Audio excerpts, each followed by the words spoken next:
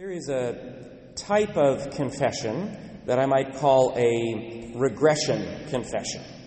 This is where somebody who comes in who's been doing well morally. They've been growing in virtue. They seem to be close to the Lord.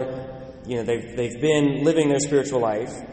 They come in and suddenly all of their old sins are back. Father, I've been dealing with this temptation again, or Father, I've just stopped praying and I didn't go to Mass for a couple of weeks, and they're backsliding in the spiritual life. Sometimes that happens just because they let one thing go and another thing go and another thing go. They were backsliding anyway, they didn't catch themselves, and then it ends up with my entire spiritual life has collapsed. That's sometimes how that happens. But many times, as I push the person on, okay, well, tell me how this started, how do we get here, that sort of thing, a lot of times it's prompted by a big change in life. Maybe they've just moved houses, or even moved to Bellingham for the first time. Maybe they have just had another kid, or maybe they got a promotion at work and it's very stressful, or maybe they lost their job.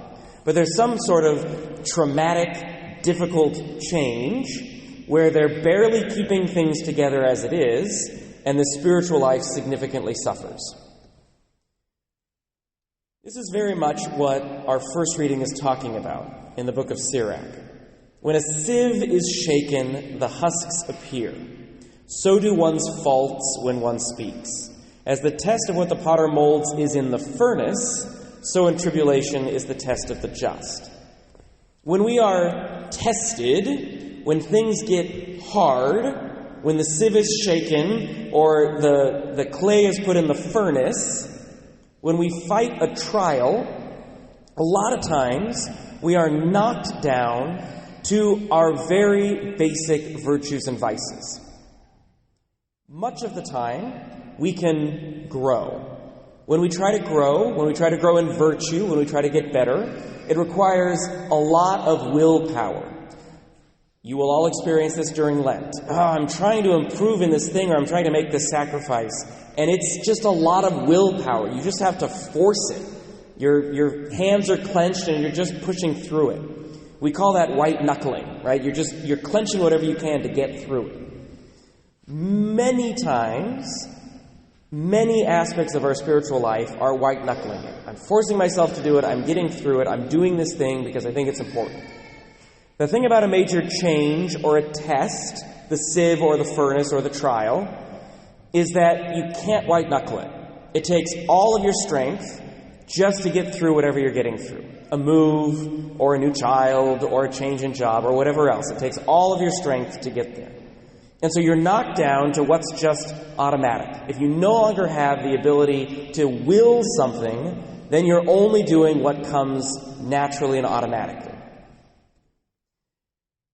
Trials, then, are important information for us. I would pray that all of you be saved from trials, but the Lord allows trials because it allows us to see of what we are made. The bare metal of our soul. By being knocked down, we can see, prayer was not actually that central to my life. It's something that I was white-knuckling, but it's not something that I ever made automatic. Or, that sin is something that's still very, very appealing to me.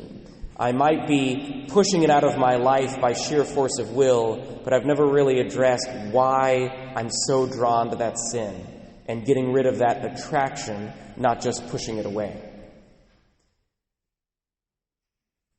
Now the Lord, in the Gospel, says, "A good person out of the store of goodness in his heart produces good, but an evil person out of the store of evil produces evil. For from the fullness of the heart the mouth speaks." Now the Gospel's taken together as a unit, understanding everything that the Lord talks about. This is not Hollywood. We don't just have natural and inherent heroes and villains. There are not simply good people and simply evil people. What the Lord is talking about here, in the fullness of the understanding of the Gospels and everything else he teaches, is virtue and vice. When I say you're knocked down to your bare metal in trials, what I mean is there are actions in your life that have become natural and automatic.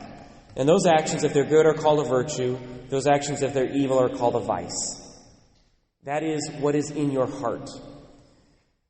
So, we should pay attention to, on the whole, what are my vices, what are my virtues? What are the things that are automatic?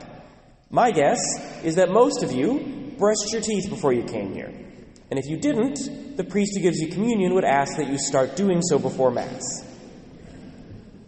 But all of us just have that as a natural habit. Just brush your teeth. We don't even think about it. It's automatic. It's natural. That's a virtue. It is something that you've done so many times that it is just habitual. It's automatic. What we want is for the aspects of the spiritual life to be that automatic. And the way you get there requires a period of white-knuckling. You have to get through it. If you are in a trial, if you are being knocked down, it is very hard for you to grow. Because right now, everything that you have is oriented toward just keeping your head above water, just staying afloat. But in times of comfort, or in times where you're not being tested, we should all be very deliberate about forming new habits. When we have the emotional bandwidth, because we're not being tested, the emotional bandwidth to do something new and to try something new, and I know many of you are going to do that during Lent, great. When we have that emotional bandwidth, we should be deliberate about forming the habit so that it becomes automatic, so we don't even have to think about it.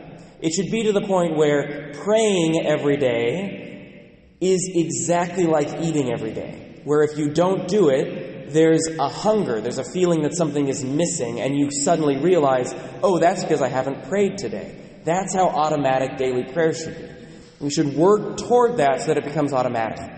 And the more things that we make automatic, the more we can endure in trial.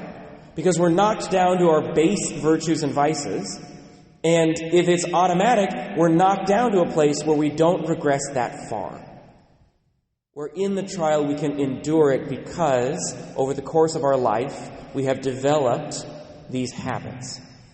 Same is true with vices. If you have a vice that you're struggling to fight, keep fighting it, and then maybe do some of the harder work about asking, okay, why is this still an attraction? How can I get rid of my desire to do this so that I'm not white-knuckling it all the time? So that the next time I face a trial, I can endure it without falling back into this constant sin. Now, for some of us, there are sins that are just so deeply ingrained, it is going to require a true miracle of the Lord to fully heal that. But those can still be fought with habit. They can still be fought by knowing what your process is to fight that temptation. And if you get super good at fighting that temptation regularly over time, then even in your trial, you will automatically go to, okay, this is my strategy when I'm tempted, this is what I'm going to do. Now, as I was preparing this homily, as a final point, I realized I'm not talking enough about Jesus. This, by itself, would be Pelagianism. Pelagianism is the idea that all of the spiritual life is just virtue and vice, and that we have within ourselves enough power to develop virtue and vice by ourselves, on our own, without help. But we're Christians, we're not Pelagians. And so where does Jesus fit into all of this? Everything is grace. Every single thing is grace. The ability to do good at all is because Jesus is with you, helping you to choose the good. The ability to develop a virtue is because God is giving you the power to fight evil in life. That the sacrifice of Jesus on the cross undercut the power of sin such that we always have the ability to fight sin and to develop these virtues and to fight these vices. In our trial, the fact that we don't go fully animalistic, that we don't give up on everything that is good in our life, is only because Jesus is there sustaining us.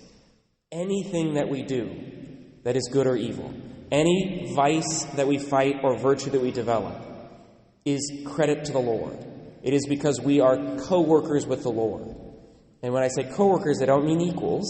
The Lord is the one who carries the heaviest burden. But we co-work with him in the heavy burdens that he's carrying. in the fight that he has against evil in our lives. All of that is Jesus. If you are struggling in a trial right now, go to the Lord and ask that he would sustain you through this trial. If you are not in a trial, go to the Lord and ask for inspiration about what is the most urgent and pressing virtue to develop. And then go to the Lord every day when you wake up and beg him to help you develop that virtue. I find a lot of times in my own confessions, what I'm confessing is my weakness to the Lord. I know the thing that I'm working on. I know the virtues that I'm trying to develop. I know the place where I'm weak, where I'm vulnerable, where if I'm in a trial, I'm really going to fall. And I know that I'm working with the Lord every day on that. And when I go to confession, I confess to the Lord times where I woke up and said, I don't want to be your coworker today. I don't want to receive your grace today. I don't really want to work on this virtue. Because low-level working on something every day feels exhausting sometimes, even if I'm not in a trial. Go to the Lord. Give him your weakness. Give him your struggles.